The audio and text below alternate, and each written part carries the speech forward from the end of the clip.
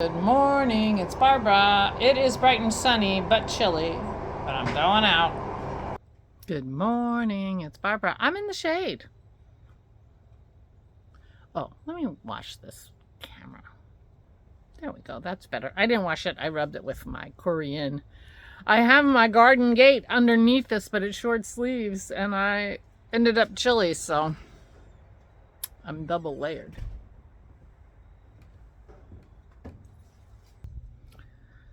Anyway, so I'm chilly. It's not very windy out here, although there is a breeze. I could not see a single leaf moving when I was looking, trying to decide if it was time to get out of bed or not, looking out the window. But I can feel a little bit of a breeze, but not too much. So anyway, good morning. I hope you are all well. I hope you are all recovering well, all the things that need recovery. Frisbee time.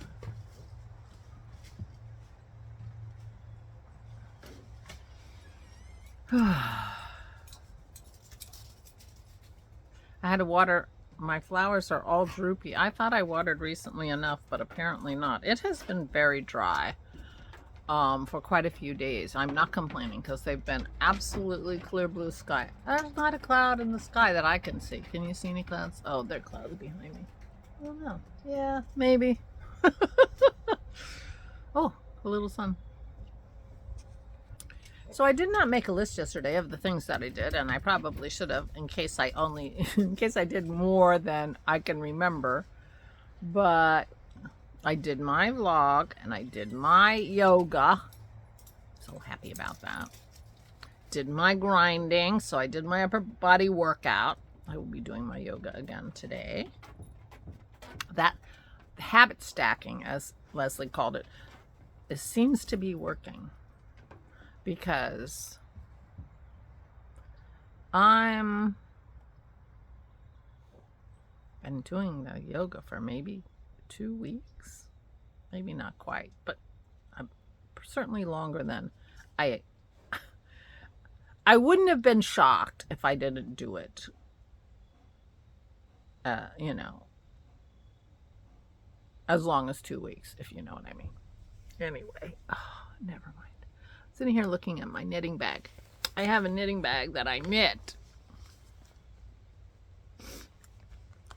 The bottom is 2 layers. I knit, this was one of my first projects. I thought I should knit a giant knitting bag. And so far so good. The only thing is I feel like the straps aren't thick enough. Although I don't know why that would matter in terms of the stress on these joints. Oh. Uh-oh. I have a hole. It needs to be repaired. Now this is somewhat felted. Not super felted, but somewhat felted. Okay. That needs to be repaired, and then I can reinforce it while I'm there. What the heck? That's the only one that's doing that. I don't know what happened. But as I was a very new knitter when I made this. And in fact, at one point, I started knitting the other way. Like I turned it around and didn't realize it. Oh, you can see where it was close to the end. See these purl stitches? It's because I was knitting the opposite direction. It didn't matter. And it's a nice big bag, and it is carrying my Montrealer. My Montrealer, you might recall, quite some time ago, I was knitting a sweater for my granddaughter. I didn't print the first page of this. This is the designer. Isn't he a cutie? He's such a cutie pie. But this is a sweatshirt style sweater. I'm not doing the stripes. This is a kangaroo pocket, and it's got a hood. You can't really see very well. Oh, there he is with his hood up. Now, when I made this for my granddaughter, I made a huge mistake. And the huge mistake I made was I forgot that the beginning of the row was in the middle of the back of the neck. And this key piece of information that I forgot led down the path of a few problems. Well, two problems. The first problem was that I couldn't make head nor tail of the instructions for the hood. Now, the reason I couldn't do that is because the instructions for the hood, the hood is fancy and it has short rows, which I'm perfectly capable of doing. The problem is that the instructions for the short rows assumed that you remembered that the beginning of the row was in the middle of the back of the neck. So the short rows are going like this across your neck in the back. I thought this was the beginning of the row, so that going back and forth made absolutely no sense to me, and I could not figure out what the heck she was doing, because this is where the hood opens. So I ended up doing just almost like a big rectangle, and then I stitched the top closed and it turned into a hood, and it worked fine for Isabel. But the second problem I had, based on the fact that I thought this was the beginning of the row and this is where I started my hood, so that this is where the opening for the hood was that I knew where the front was for some reason while I was knitting the sweater. And so when I attached the kangaroo pocket, I attached it to the actual front of the sweater. So when I was done, I had a kangaroo pocket on one side of the sweater and the opening for my hood on the other side of the sweater. In other words, when you put it on and put the hood on, the pocket was in the back. All because I couldn't remember that the beginning of the row was in the center of the back neck. So I had to take the pocket off and put it on the front, the new front. Luckily, there was no neck shaping or anything, so the front and the back of this sweater are completely identical. So you have to remember which one's the front, because you're not going to be able to tell by looking at the knitting, because the front and the back are the same, which worked out fine once I put the hood in the wrong spot and changed the pocket. Then it was fine. But forgetting that key element led to a couple of big problems for me. So when I started this sweater, I don't know if I talked about this or not, and I don't believe, I'm gonna double check and look at this. Cast on. Oh no, it says using a provisional cast on. Okay, so I cast this on with a provisional cast on, and so when I'm ready to pick up and work on the hood, it's easy. But the thing that I have to remember is the beginning of row is in the middle of the back of the neck. I thought I did the provisional cast off because I'm so clever, but no, it's part of the pattern. All right, so that's the middle of the back of the neck. So when I go to do the hood, that is marked very well because of my provisional cast on. I did a crochet cast on. All right. So this is where I am with my Montrealer. I am ready. I think I might do 1 or 2 more rows, and then I'm going to split for the sleeves. Now, yesterday, I finished my book about 10:30 at night, and I wasn't quite ready for bed. And I'm like, well, I did say I was going to knit some, so let me just pick up this pattern and see if I can figure out where the heck I am. So you can see I've been marking things off. So you would think that this is where I was, but there are only 2 checks here. There are 3 checks here. I don't know. Only 2 here. I'm supposed to do 5. I looked at it and I thought, oh, well, how clever. They tell me how many stitches I'm supposed to have on the fronts and the back and on the sleeves for the size that I'm making. And the only reason I know what size I'm making is because I highlighted it. If I don't highlight, forget it. I don't remember.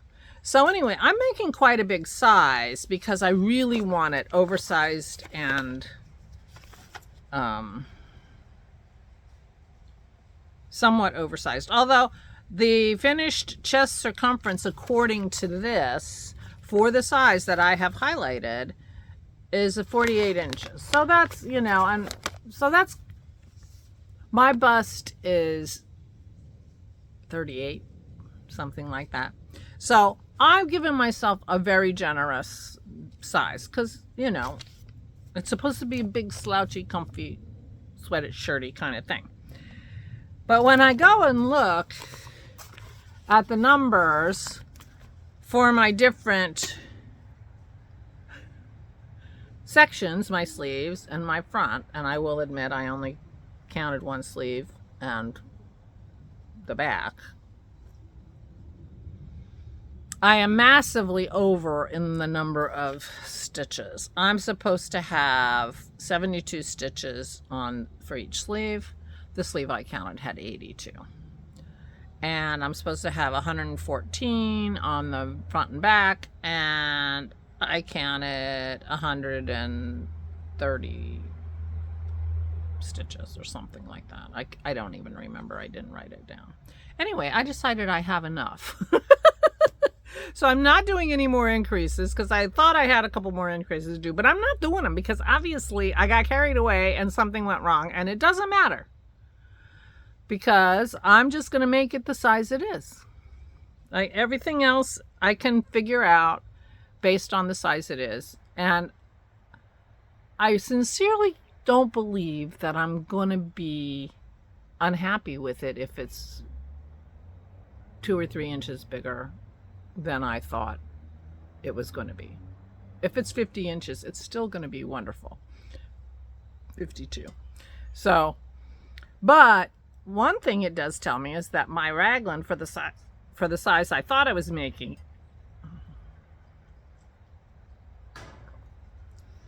this distance where the raglan increases are, you can see, should be 12 inches. And it was barely 12 inches if I, you know, really pulled it a little bit. So I'm doing a couple more rows because a couple more rows, and then I'm splitting for the sleeves. So I'm hoping to split for the sleeves today. That's my plan. But I did a few rows yesterday, and I figured out what I was going to do. I couldn't exactly figure out where I was, but I figured out what I was going to do. So this is the yarn that I'm using. It's a little bit greener than it's showing on the camera. It really reads pretty green for a teal. It's on the green side. Now, what I want to find is if I can find you. I haven't been in this bag for quite some time. I mean, I'm talking months and months. Oh, here it is. Elemental Effects is the name, is the brand. It's a U.S. yarn company, homegrown and hand-dyed and spun in the U.S. And it is Cormo. And it is worsted. So this is not superwash. So I will have to be careful to wash it correctly. I have 1, 2, 3, 4. Oh, wait. I had 4 of these. 4 of these. That's the wrong label. 4 of these.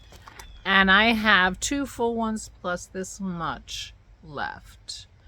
And so this amount of knitting is 1 full skein, I think. I might have had 5. Is this possible that this is 2 full skeins and then a little bit of a third one? I'm not sure. But anyway, I was pretty convinced when I started making this that I was not going to have enough yarn to do the whole thing only in this color. So I have to go look around. I do not have any of my fingering in here. So I haven't picked what I'm going to do. And it's worsted, which makes me think I'm going to have to hold fingering triple, right?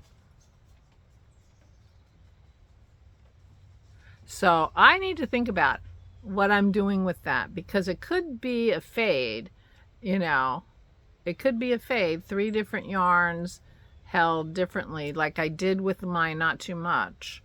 But these are going to be at the bottom, so they're not going to be holding the weight of the sweater. They're going to be more, have less pressure on them. Valerie suggested that I do the hood and the pocket and the cuffs in that alternate color. And that's one idea, but I did have an idea of putting a few stripes in addition. But I think what I want to do is I want to put a few stripes. Maybe what I'll do is put a few stripes between where I split for the sleeves and where I anticipate starting the pocket. And then maybe no stripes where the pocket's going to be, and do the pocket, the whole pocket in the alternate color, and then see where I go from there. So that's something. I don't know why, I just have this idea. I want to put some stripes in it. Could be because, you know, it's designed for stripes. Although I'm completely ignoring the pattern in terms of the stripes, because it tells you how to do the stripes, you know, while you're slitting for sleeves and all kinds of stuff. And I am planning on trying to do the hood to match the pattern, which is short rows, and you know, it was so confusing to me. But when you're starting in the wrong place in your mind, explains a lot, and I'm pretty sure that's why I had trouble. So we're gonna see.